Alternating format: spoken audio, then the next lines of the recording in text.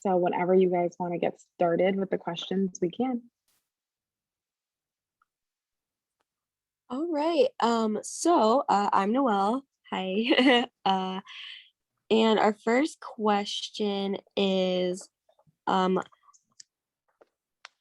how do you believe an IMG can compensate for like a CR or an F on their transcript when they're applying to residency? So the CR I is what? think it's at least at our school, St. George, it's like a course remediation, I believe. Leisure or Charnice, correct me if I'm wrong. Okay. And it's to basically be able to, I think, still pass the term without having to fully repeat it. Got it. Got it. So I never really had to remediate, but I did have a couple of classmates this match cycle, which matched with remediation. Some of them remediated every single, well, we had like semesters. So we had Med 1 through Med 4. And some of them remediated every single med cycle, and they were fine. They were asked about it and they explained the ways that they went about studying. Like maybe they were just mindlessly watching Boards and Beyond and not taking notes, or not doing anything like follow-up review or anything. So I think for every single, like for me, I felt like my step 1 score was kind of low and I was really nervous about that, and I was never asked about it, but my planned response was going to be, I learned from it. I recovered on step 2. I did really well in step 2. And now I understand the kind of test taker I am. I know the best way for me to understand and retain material, but most importantly, apply material to a vignette. So that was something, you just have to be honest. That's the biggest thing that I want everyone to know. Like, you have to be honest. Like, if you feel like, you know what, I just wasn't ready. I wasn't ready. I didn't understand how to study that material. They'll be like, okay, great. Because they don't want a future resident that's going to be like, oh, I know everything. Oh, I didn't make a mistake. Oh, I don't, no one wants that. They want people to be teachable and want to get better. So I wouldn't worry about a CR, or if you pass the class eventually, that's a lesson. Everyone's failed something. I can sit here all day and tell you how I'm count one all 3 times. But I didn't take that as, okay, you failed. I was like, okay, what's the next avenue to get to where I want? Awesome. Thanks. That's really helpful, because I definitely know that for some of our classmates, among the founders and I, it's been a really hard time, I think, especially with COVID. So everyone's kind of like, is this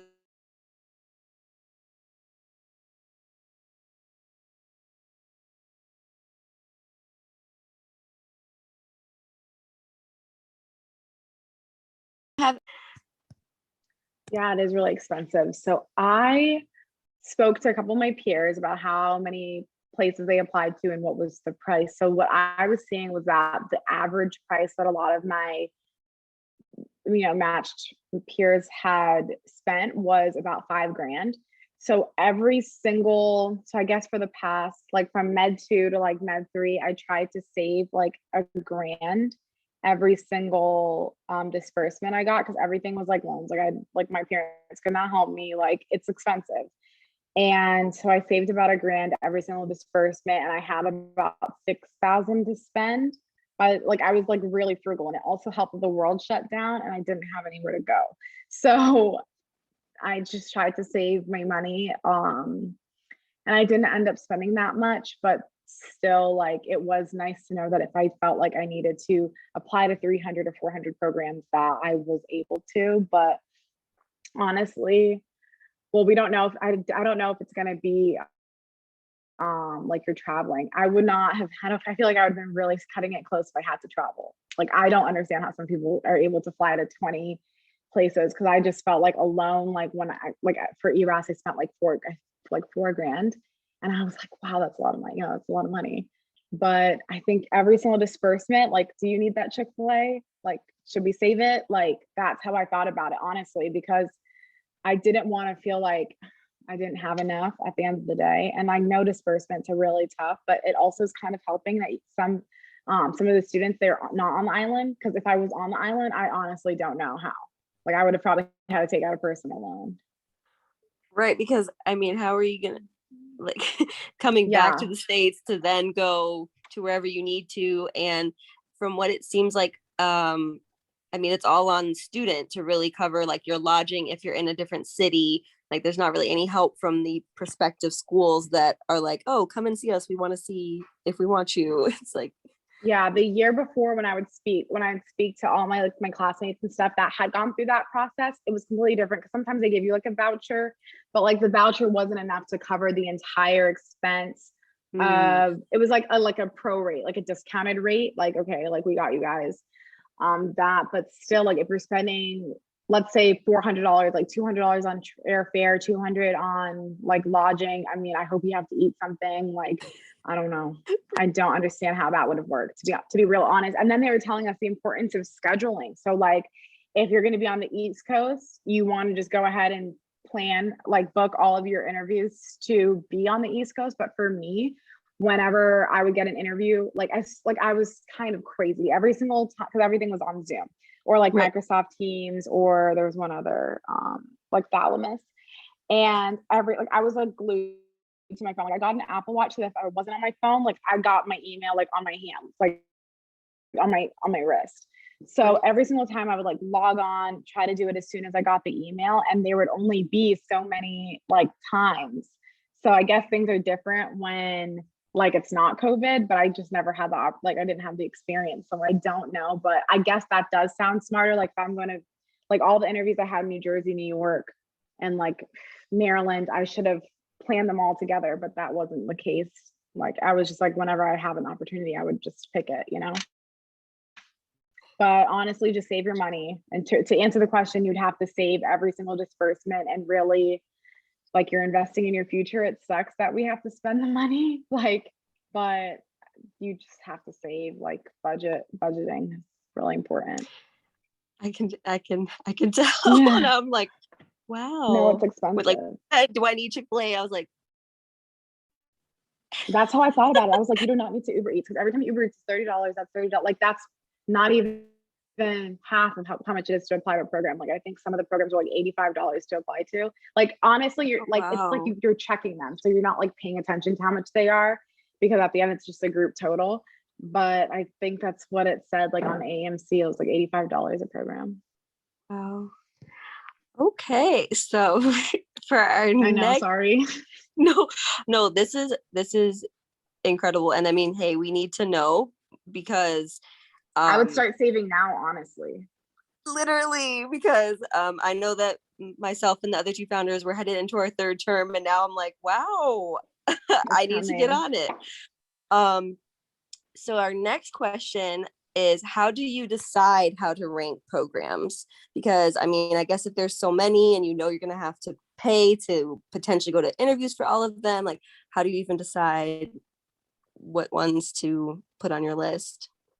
Okay, so how just give you guys like a little insight. So I would get the interview, I would schedule the interview, and then when I got the interview scheduled, I would put it into like Match a Resident. Like I paid for Match a Resident, and I put in my scores, how much volunteer experience I had, and then it like gave me like a pre-populated list of the best places for me to apply to based on people who've matched there with my same credentials, like with the same step scores, with the same work experiences, things of that nature. So I made sure that I applied to those places, especially the Florida ones. Like I knew I wanted to stay in Florida. That was really important to me. So once I would get the interviews, I would put them into my interview list. And after every interview, like I had some that I was like, I really hope I don't have to end up there. Like that's going to be so far on my list, just because I just felt like it wasn't a cohesive like group. I felt like they just didn't want to be there, or they were like faking the funk. Like, you can sometimes tell people's vibe. Like you could tell my vibe today if I really didn't want to be on the Zoom. Like you know.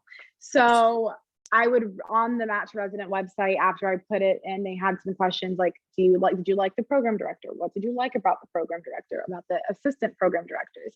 And I'd put that in. And then after I answered like a couple of the questions, like the curriculum structure, every curriculum structure is going to kind of be the same. Like they have to, like by ACGME, like you have to rotate in these things. Like it's just what it is.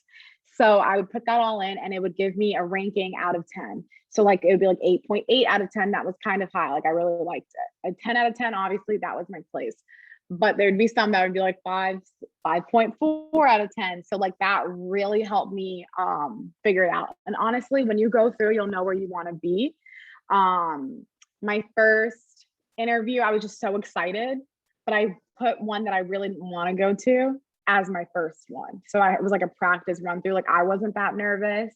I wanted to see how it was going to go because it was the first time any of these interviews were on Zoom or like Microsoft Teams or any of those other platforms. And it was nice to have one that I wasn't too nervous about, because by the time like that was in, I want to say the first week of November was my first interview.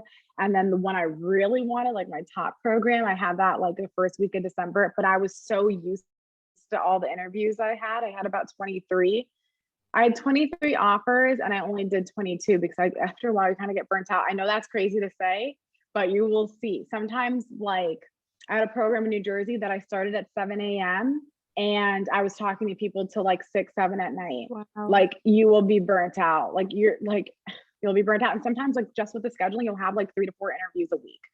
And that also will burn you out because you have to be your best version of yourself. You're like, hey, you picked my application. Now I'm going to try to tell you exactly who I am. I want you to see that I'm funny and I'm witty and I'm motivated and enthusiastic about this. And you have to be your best self all day on the computer. It's hard. And you guys will see it is hard. Yeah.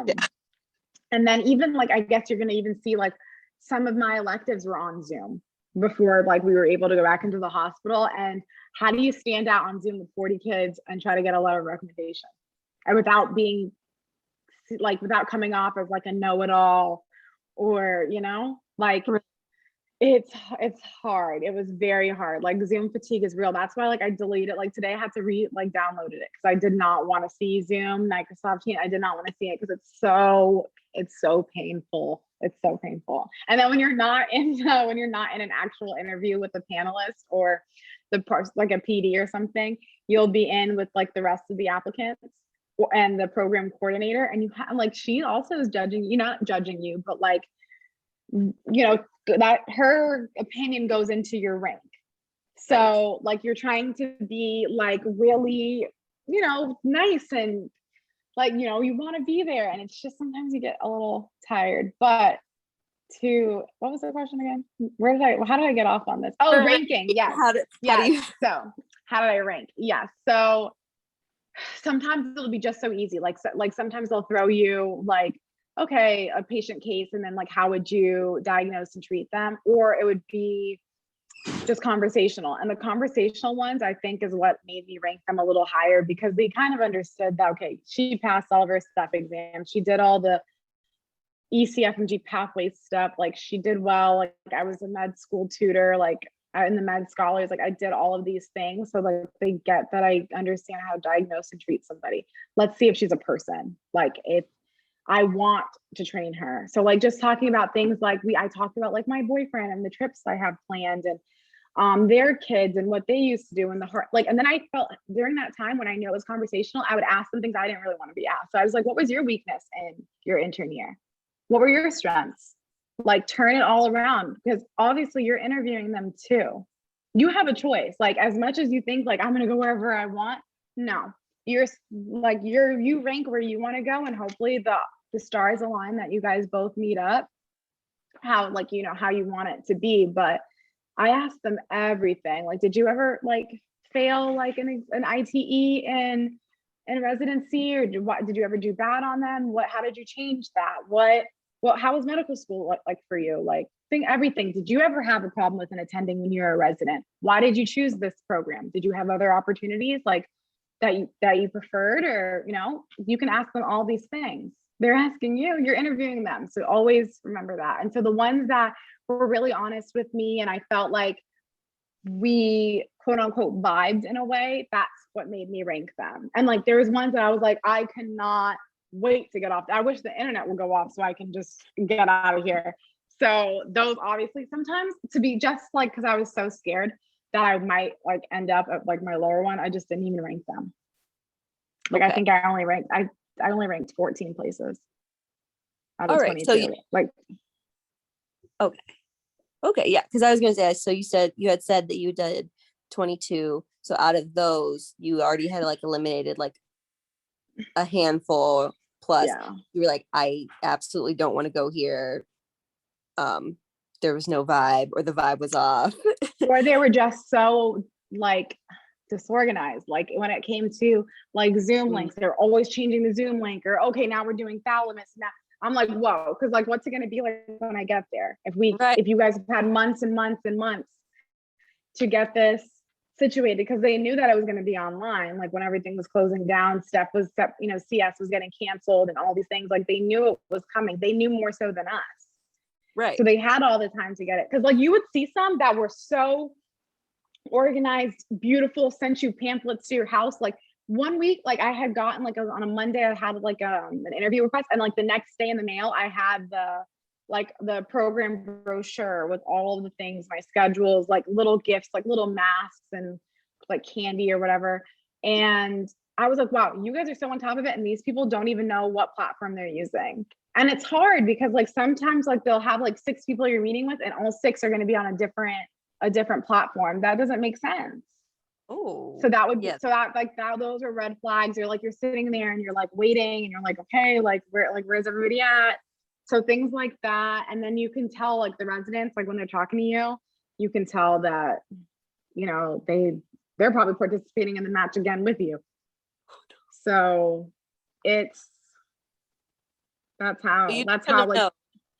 you'll know. You will Yes. for sure know. You'll know who's your 1, 2, 3. And then like obviously your top 5 is sometimes a little hard to figure out who's going to be where, but like honestly, just because there are seeing a lot of things, like don't rank based on where you think you did the best, like rank where you want to be. And I think that's really important.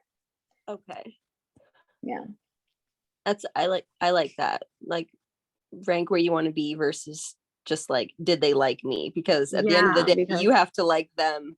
Yeah, because honestly, like it's programs that I thought that like loved me and I loved them didn't work out for me like that. Yeah. Like I ranked, like to be honest, I matched in my top 3, so my third choice, but I was still really thankful that I ranked that way.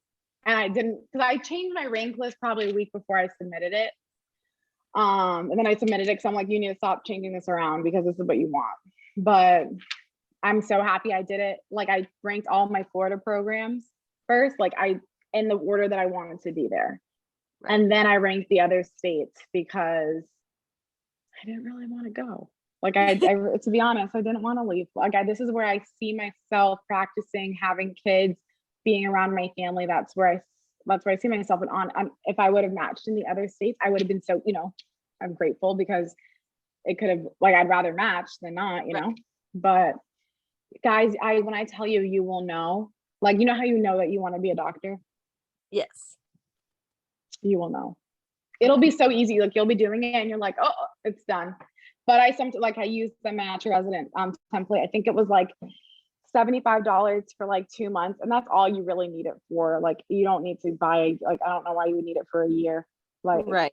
Okay. And then they always have like 15% off on their little Instagram, or you can go on one of their little, I'm an ambassador. I just haven't put my code up yet. But when I get to doing these things, you'll find it anywhere. It doesn't matter. Like you can get the 15% off. And I think it was really useful in terms of like the 5.6 out of 10, the 5.4 out of 10. Right. If you're that particular, I was, so that was useful. But the most important thing is you picking, like, I want to do internal med or psych or whatever it is, and then giving you a preset list of what I think that you'll be like most likely to match at. I think that's really cool.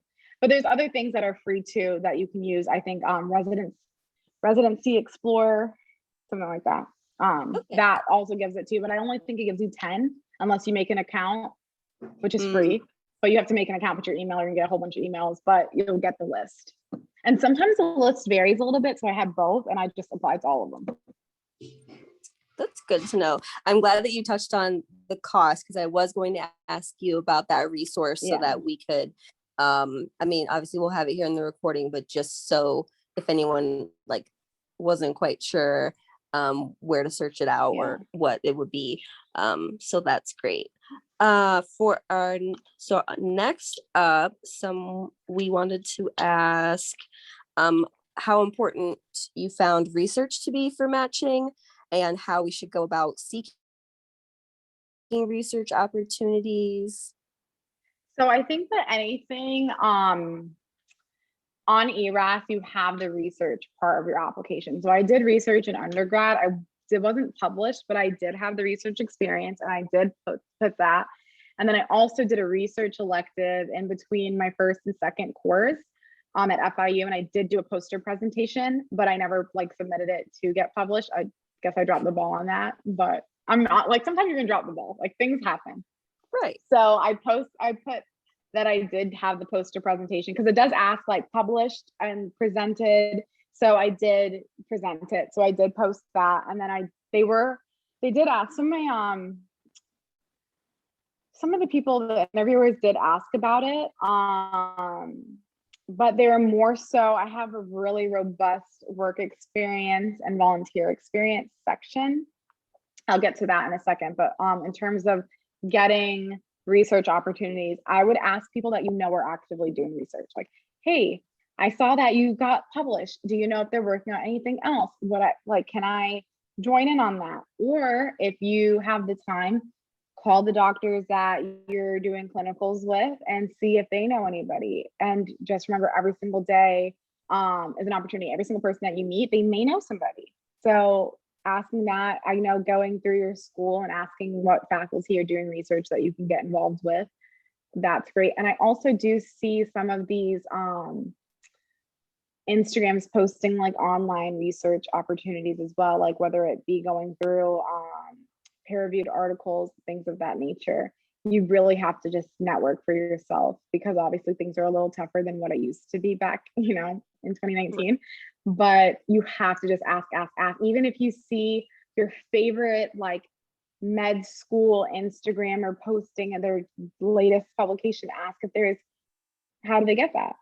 And if they respond, oh, who did you ask? And if you guys go to the same school, like there's somebody at your school doing research, maybe you can join in on them, or maybe you can create your own. That's an avenue too. Once you get I think you have to get like a faculty member, maybe a physician on board. And then you can do it that way. But I know that it does seem impossible, like super hard right now, but asking is so important. Like I asked one of my advisors, and they were like, oh, there's a whole research elective. And I was like, awesome. Like, I'm going to get involved. And maybe those people that I meet in that elective, maybe they're working on something outside of the elective that I can work on. But it just so happened that for me, like clinicals and like studying for shelf exams, and we have to take a comp exam, we have to pass that before we take step, like any of the step exams. And that was just like so stressful, because like the pass rate on that at AUA wasn't like great. Like I think you had to get like a 79 on the comp exam, like it's an MDME. So it's like a mini step 2. And that just wasn't like, the people were failing that. And I was so stressed out about being one of those people that I put more of my focus into volunteer and research, and to segue into volunteer and research. Some of my work experience was through an organization called NSRN. I don't know if you guys have heard of it, the National Student Response Network. They have tons of opportunities for people that are like, med students, PAs, all the above. But I was able to do a whole bunch of contact tracing through the pandemic. I was able to deliver PPE. I was able to be on their administrative team, and all of those opportunities I put on my ERAS. And that was something that they asked me about all the time. Like, how did you get involved? What, that's amazing that you didn't even have to leave your house, but you were doing remote volunteer opportunity. Like you were doing something instead of, watching that episode of Housewives or whatever. So that is something that if research isn't working out for you, like can't find an opportunity, I would really get involved in giving back. So even if this summer, like you guys can help with vaccinations and stuff like that, that's awesome. Okay, definitely will be looking into that, because I know at least at St. George, research is a little bit hard to come by unless you do seek out like you recommended, faculty members who are doing it at the school, because otherwise I think there's like a requirement that you are at a certain level in your class to be eligible to participate in research, like research that they I think have kind of set aside for students to be able to help with. So it's good to know that there's a lot of other external opportunities that aren't so hard to get into that can make you stand out when it comes to residency. Let me see. So I think you had sort of kind of mentioned this a little bit earlier, but another question we had, I'm kind of jumping around in them because I think one would be better after you answer this one. How do we stand out as applicants for residency now that step 1 has been made pass fail? Is it now pass failed like this year? Not this year. I think that it officially will be pass fail starting Next year? Is it 2020? I think it's 2022. Yeah, I think it might be next year. Okay. Yeah. Okay, but that is like right up your guys' alley because that's when you guys would be applying. Okay, so I think that from my understanding, I think that they're doing that to take the pressure off of step 1. But now the pressure is directed towards step 2. And to be optimistic, I think that step 2 was way easier than step 1. I thought my whole step 1 exam was experimental. Like I was like, I have never seen these words. My step 2, I was like, oh, finally that UWorld money is paying off. So please understand me when I say step 2 is just, unless they decide to do something wild, it was right up our alley. Like I was going through and I was like, okay, I know these words. I know what like organ system this is. So just keep that in mind. So now that step 1 is going to be pass or fail, step 2 is going to be the bigger thing. Step 2, okay. And then so you want to do what you want to do well in every single exam, but step 2 for me was night and day from step 1. And so having a good step 2 score, obviously everyone's going to say that, like have a good score. But to stand out, I think having a well-rounded application is really important. So whether that be volunteer experience, work experience, maybe you got published, that's amazing, congrats. But there's also a little section that says like hobbies and interests on your ERAS application. People kind of don't pay attention to that, which I think is weird because I put all the things, like I'm super into space. So I put that I like my interests are astrophysics and astrobiology. And I like hiking, I like traveling, I like, what do I like planets and stuff. I also like, I love juice. Like I've tried like every single juice, like whether it be like dragon fruit, star fruit, like I like to like, I'm just lame. So like, I like juice. So I put like, I was a juice connoisseur. So I put that I was a juice connoisseur and they thought that was so funny. So like they'd be like, hi, Lachey, nice to meet you. What's a juice connoisseur? And we would talk about that for hours. Or I put that I was a big, I put like the 2 like astrophysicists that I like. One of the guys had met him, like one of my PDs had met him, and we talked about that the whole entire time. Like things like that they'll talk about. Where I put that I've traveled to Dubai. They're like, oh my god, tell me about it. And we talked about it. So anything that you think that makes you a little unique, or you guys can even like take that, like maybe you're really great cook and you've cooked whatever, why not? It's like starting points. They're excited to see it. So one of the PDs told me like once that you go through the filter, because obviously there's a filter like with step scores and stuff, but once you go through the filter and they get it, the first page they flipped to was like to see what your hobbies and interests were. Because they're like, did they take the time to put something like for me to understand who they are or what they like to do? So that like for me, that's where I think I stood out, because if we're going to be honest, like all of us are kind of the same. Like we did the same stuff exams. We're okay. We did contact tracing. We did research. Like, Exactly. so I think that is something that's really important. So maybe if you like go through and like think about like, do you play the violin? A lot of people don't play instruments. I wish I had played an instrument where I was multilingual. Like that would have been cool to put, but I dropped the ball in life and I can't play a flute, like, or the recorder. I quit it back in elementary. Like things like that, but it matters. Like it's cool that you're a pianist and you did ballet. Like it's cool. So you can put like, please put something there. And like you can go through like YouTube. Like I went through YouTube and like typed in like ERAS applications, and there are residents that sat there and like tell you every single thing that they put and how to structure it. And also in ERAS, you're not going to put, it's going to say work experience and then it's gonna say like work experience and like explain it. And some people are like, okay, I was a NICU nanny, I changed diapers.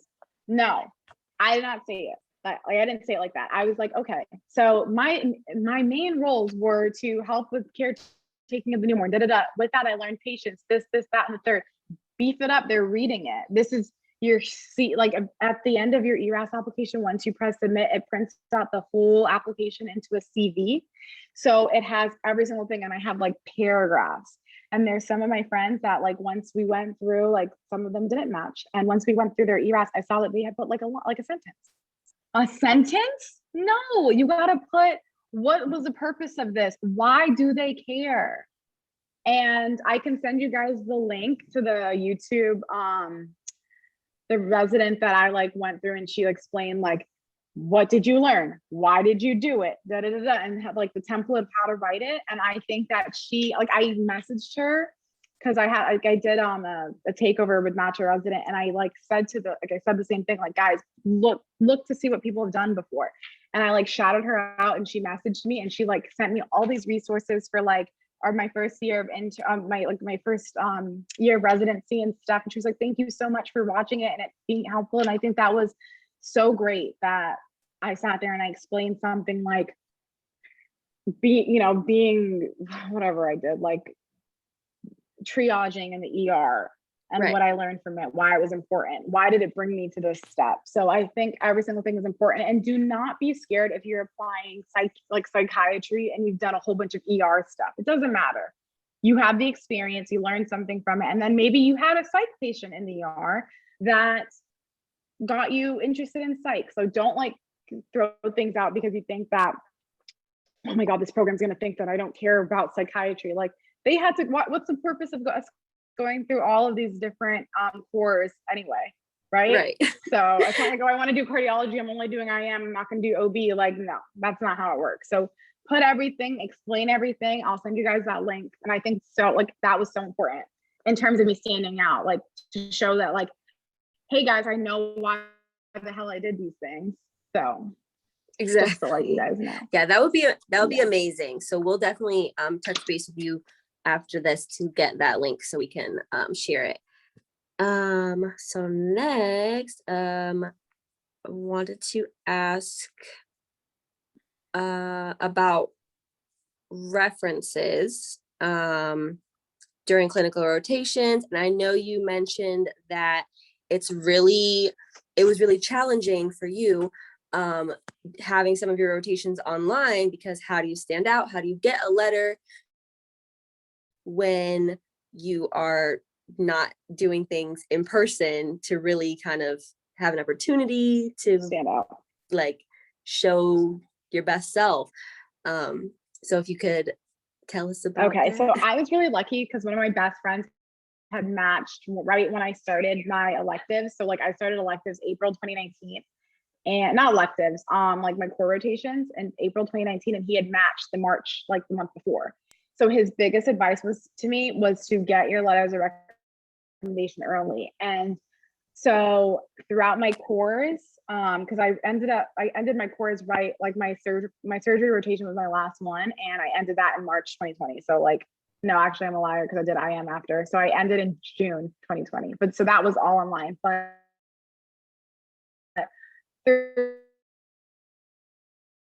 throughout that during every single year, and you're able to access ERAS before you're even your match cycle. So I had an ERAS app, like I had an ERAS account before like, you know, October 2020 when I had to submit it. So basically it was like, you have to pay for it. It's like, I think it was 85. It was no more than $100. Okay. And I spent the $100, and every single rotation that I had that I really valued what like my work, you know, my experience with them. And I feel like that they would have been an amazing, you know, person to speak on my character and my future as a, you know, as a resident. I had them write it, upload it to ERAC, and then when they give you like a number to certify and submit, when you certify and submit it, it's saved for the next year. So every single, like if you know, the thing is, this is the thing that's really hard. You can't go like have like rotation with somebody in April and then think they're going to really remember you at the end of the year. They're not. Like there's going to be 100 people. They might remember, oh yeah, I remember we talked about this, but like they're not going to be able to talk about you the way that they can talk about you that week that you were there with them.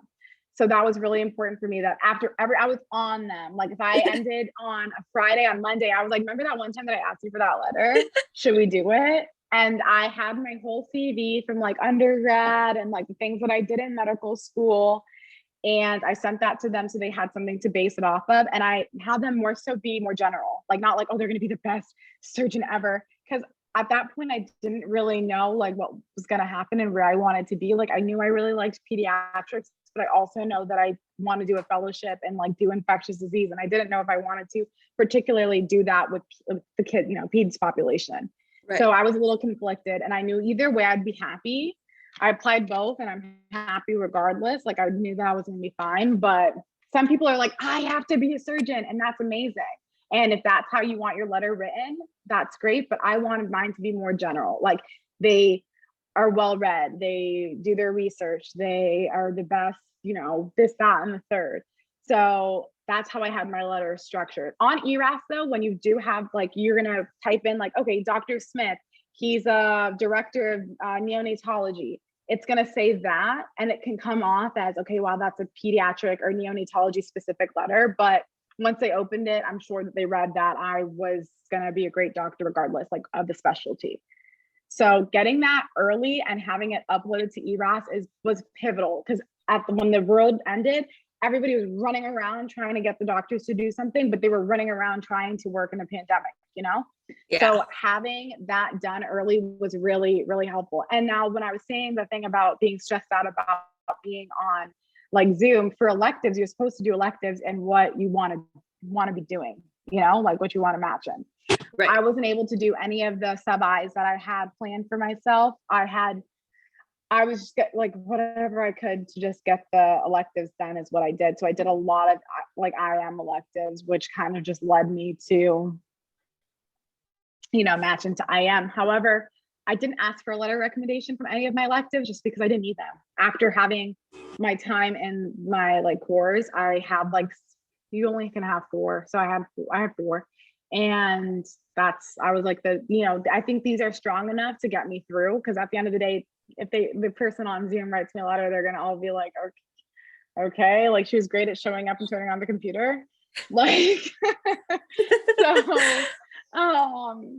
it was a little harder for my class and what we were going through, but now that things are like opening up and, you know, you guys can see the time, like they'll be in Grenada, that, you know, things are a little different. But for me, and I need all of you to hear me, if you guys don't hear one thing that I say, get your letters of recommendation early, preferably in cores, so that maybe that by the time you do get to electives, you can, I think they heal like me more. So I think that one was like better than, you know, my experience with the 4 weeks with this preceptor. So that is really, really important. Awesome. So early letters, got it. Early letters, like, and then every single day, you have to think about every single day of clinicals as an internship, because they're watching you every single day. Okay. You're learning every single day. They're writing your evals, and they pay attention to your evals when they do your MSPE. Those exact things that they say, the doctors say about you, are put into your eval. So if you're chronically late, that's in there. Like there's some people that thought that they were real cute showing up at 7 and we rounded at 5. And because they were like, oh, they No. don't care. Okay, they might not care because you're not working for them, but your evals, you know, they're gonna care. Like every day is a job, like an opportunity to show them who you are. And that's how you have to think about it. And Right. every I single mean, thing that you do.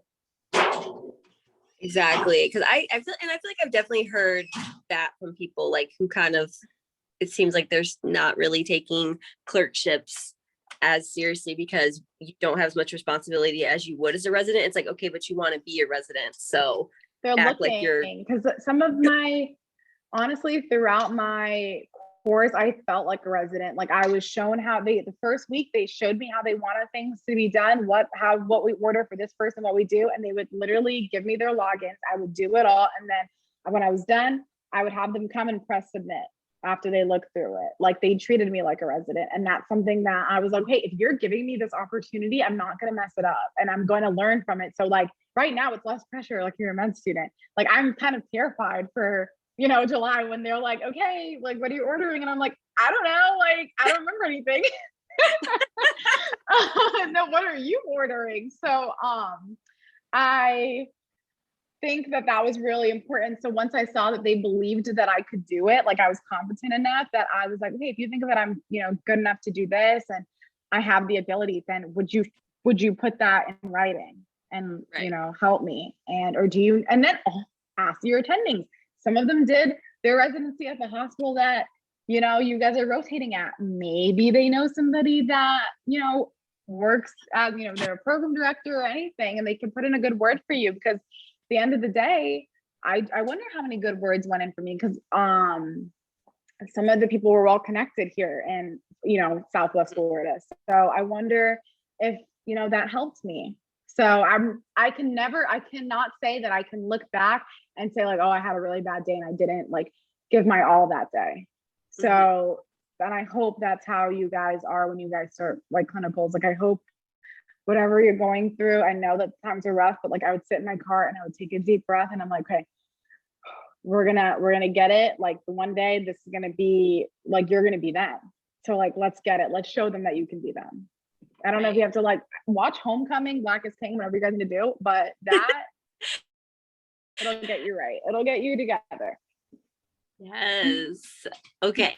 So we are coming up on nearing the end of our time. I can't believe it because this has been amazing. And I know that I speak for myself and the other founders. I'm sure we would love to have you back so that we could continue this great discussion. So for one last question, we'd love to know how your years on your island was at your school, and then any other just last minute tips you can think of offhand that you want us to know before we wrap would be great. Okay, before I talk about my time on in Antigua, I just want to say that when you guys are getting ready to take step 1, getting ready to take step 2, CK, really utilize UWorld. If you can go through it twice, I would advise you to. I'm kind of crazy. Like I would get my notes and I would write some of the stuff, like the explanations that UWorld gave on diseases that I'd never heard of. There's going to be things that you're like, what is Smith syndrome? Like, who's that? Like, I would write that down. So it's something that I'm constantly reviewing and constantly seeing. And so by the time I went through my second round, I was like a little bit more confident because I'd seen everything that, right. Not everything, but you'd seen it and you could learn from your mistakes. So really take UWorld seriously. I don't know about you guys, but like when I was in school, a lot of people would be like, oh yeah, I have an 80% average on UWorld. I had like a 30% average on UWorld. Like I was like, okay, so I don't know anything. Okay, I don't know anything. And so don't take that as, okay, oh my God, I'm not going to do well in step. Do not, it's a learning tool. Okay.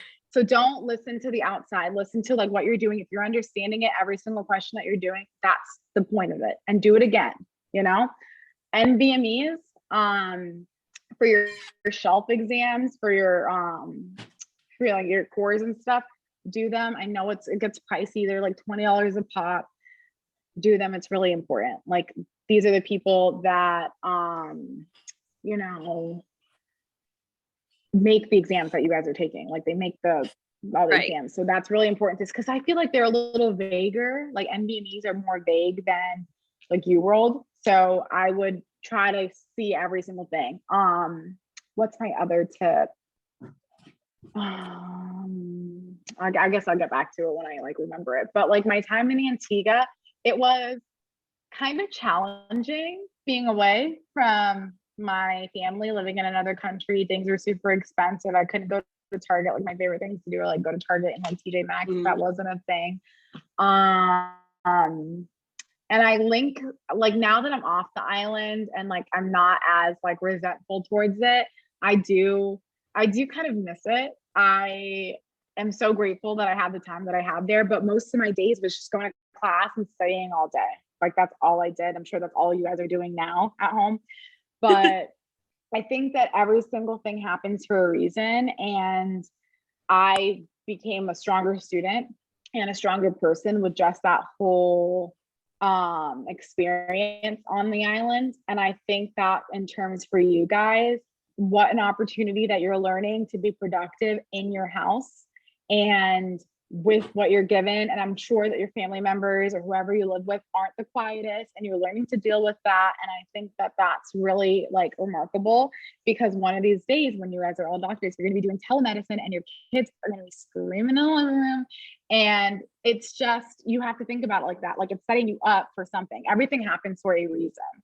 So I think that with whatever we're all given, it just making the most out of it. I'm there, and I'm not gonna lie, there was times in Antigua that I was just so, you know, like I just missed my family and I missed Chick-fil-A, and all we had was KFC. And KFC was like fine dining. It was phenomenal. But I wanted like my chicken. And I think about like all the times and I was like, oh, is this even worth it? Like, should I just retake my MCAT or, you know, do like a master's program? And I'm so glad that I stayed. Like, I'm so glad that every single day I was like, okay, if you need a break, take it. Like there'd be some days I'm like, I can't study today. I'm just gonna watch TV. And I did that. And the next day I felt like so recharged, so ready to tackle it. And please listen to yourselves. It's not normal to sit there and read a book for 10 hours. That's not normal. It's really so not. It's not. Like if you feel like burnt out, even if you feel there'd been weeks like I would like go a week and I'm like, I'm just gonna watch Grey's Anatomy and that's my studying this week because I can't. And that's happened. Like you will get burnt out. Like probably not now because you're able to like kind of be home, but you are going to be burnt out sitting in your room for however long like you are. And you got to listen to yourself. They're like, even before, like I'm the type that will study till like 10 p.m. for a test, like every single exam. And then there was this one comp exam for me to take step one and to get off the island. Like you got to pass comp. I had to get a 72. And I was so stressed out about the 72 on this MBME exam that the 3 days before the exam, I could not study. And that's not like me. I will study till the last minute. Could not study. And I was like, oh, I'm really going to fail this. Like, I can't study. My mind could not think. And I was like, what is like glycolysis? I could not even tell you what glycolysis, like I had like nothing in my head. And when I took the exam, I was like, whoop, failed that one. Like that didn't happen, but I comped out. Like, so listen to yourself. Like if you can't do it, you can't do it. Yeah. Now, if you want to just, but you have to know your limits. Like if it's like, oh, I don't want to do this because I just don't, that's different.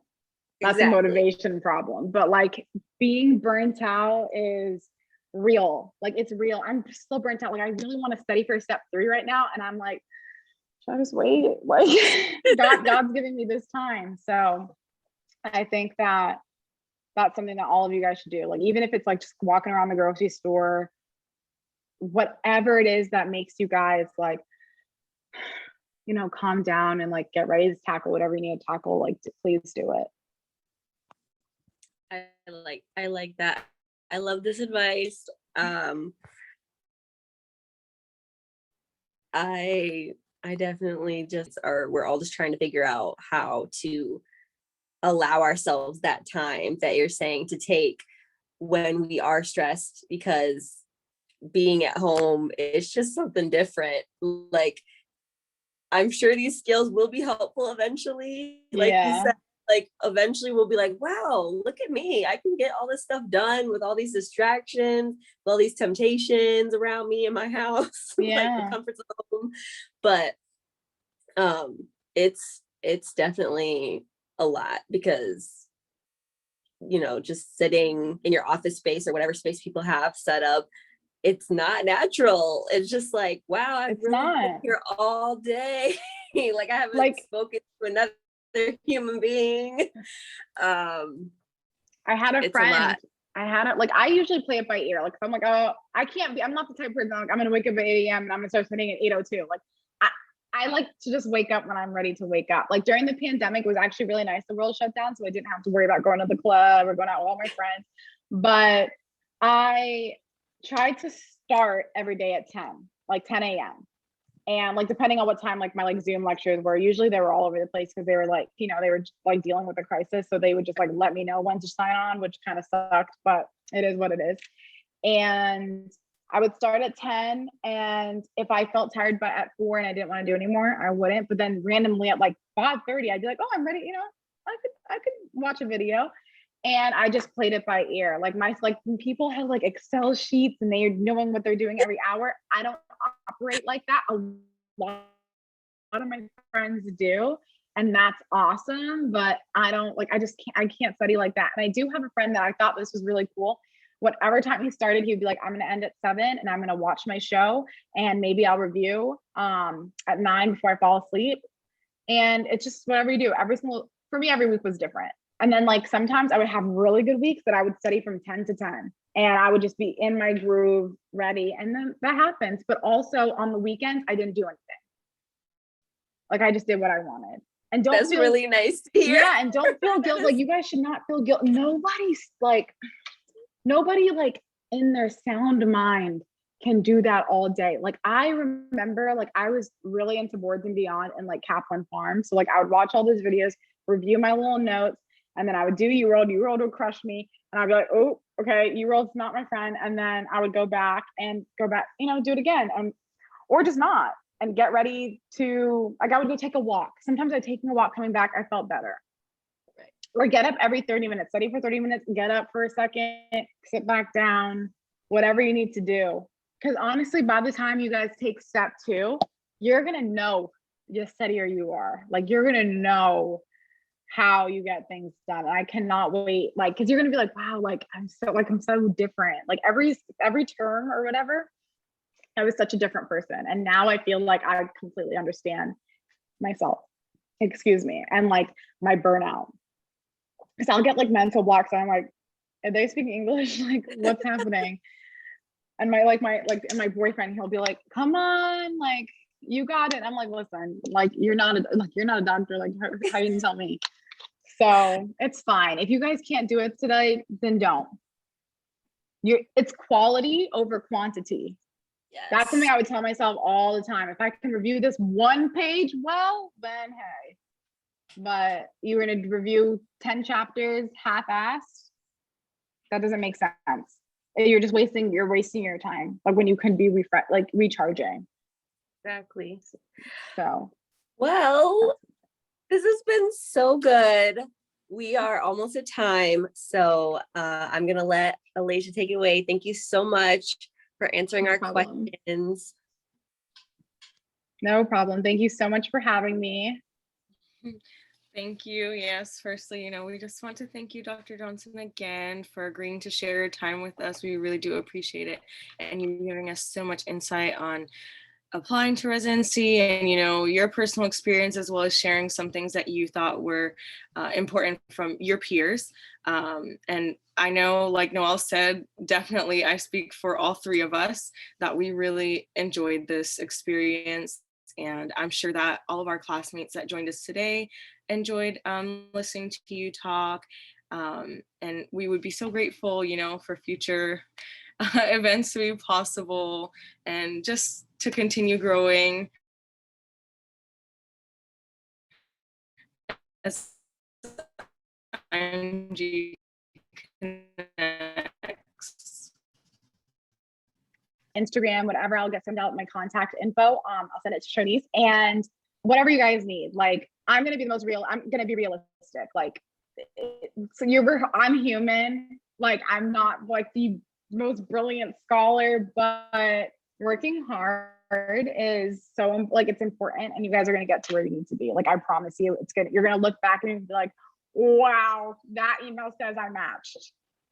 And I hope that all for you. I wish you all the best. Please, please, if you guys have a question, you didn't feel like you wanted to ask it on here, please feel free to reach out to me. Preferably before July, because I don't know what's gonna happen. Like, I don't know anything. So I'm real scared for residency, but I'll let you guys know how it goes. Thank you so much and good luck. Thank you guys so much. Thank you, Charnice. I hope you guys have the great rest of your day. Thank you so much for accommodating the time change. And feel free, everyone, reach out to me whenever. I want to hear how everything goes for you guys.